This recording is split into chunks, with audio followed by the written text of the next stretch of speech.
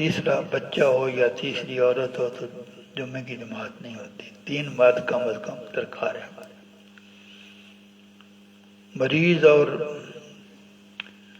غلام جو ہیں یہ ان پر جمعہ فرض تو نہیں ہے، لیکن اگر وہ جمعہ پڑھیں تو جمعے کی امامت بھی کرا سکتے ہیں. اب جو جمعے کی شرطیں ہیں صحیح ہونے کی، ان میں پہلی شرط جو ہے وہ شہر، یہ شہر ہو. تو اس کی آگے تعریف کرتے ہیں کہ شہر کون سا ہے. ہر وہ جگہ جہاں کوئی امیر ہو، مفتی ہو، قاضی ہو، یعنی کوئی ایسا ہو جو احکام نافذ کر سکے، احکام نافذ کر دے. جہاں اس قسم کا بند، یعنی کوئی سرکاری عہدیدار اس لیول کا ہو کہ جو قوانین جو ہے وہ شریعت، جو اسٹیٹ کے قوانین ہیں ان کو نافذ کر سکے، وہ شہر ہے. قاضی کا ہونا بھی ضروری ہے، اور اس کی آبادی اتنی ہو جتنی آبادی منا کی ہے. منا اس زمانے میں آبادی تھوڑی ہوگی، اب تو اس کی آبادی، ویسے منا میں گھر آبادی تو بہت کم ہے. جب حج ہوتا ہے اسی موقع پر وہاں آبادی جو ہے وہ زیادہ بنتی ہے.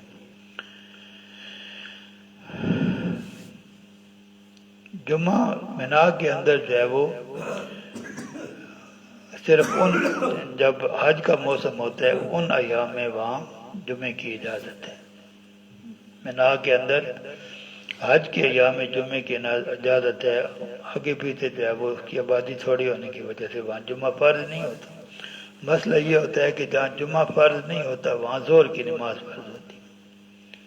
جمعہ جہاں فرض نہیں ہوتا وہاں ظہر کی نماز فرض ہوتی ہے. اور اگر آپ جہاں ظہر کی نماز آپ پر فرض ہے جمعہ پڑھتے ہیں تو آپ نے وہ نماز پڑھی جو فرض نہیں ہے آپ پر، تو ظہر آپ کی رہ جائے گی.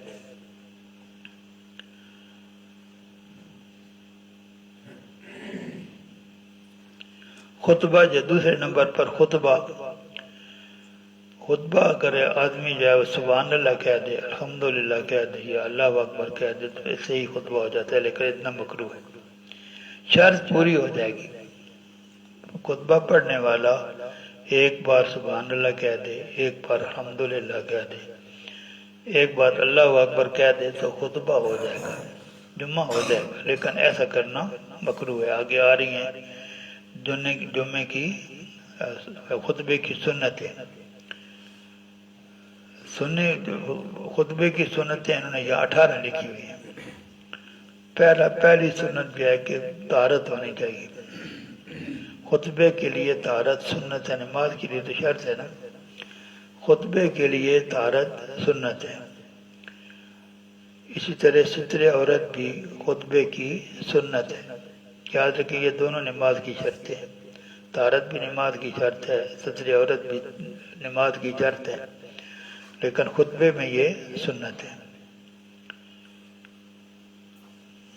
خطبہ شروع کرنے سے پہلے امام کا ممبر پر بیٹھنا بھی سنت ہے.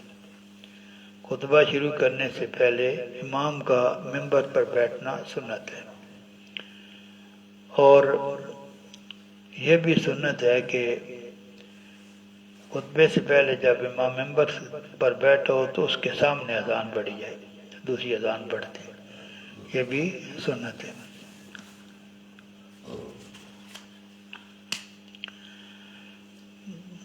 اذان کے بعد امام خطبے کے لیے کھڑا ہوگا. اذان کے بعد امام خطبے کے لیے کھڑا ہوگا. آگے یہ 18 انشاءاللہ باقی مکمل کریں گے. وآخر دعوانا الحمدللہ.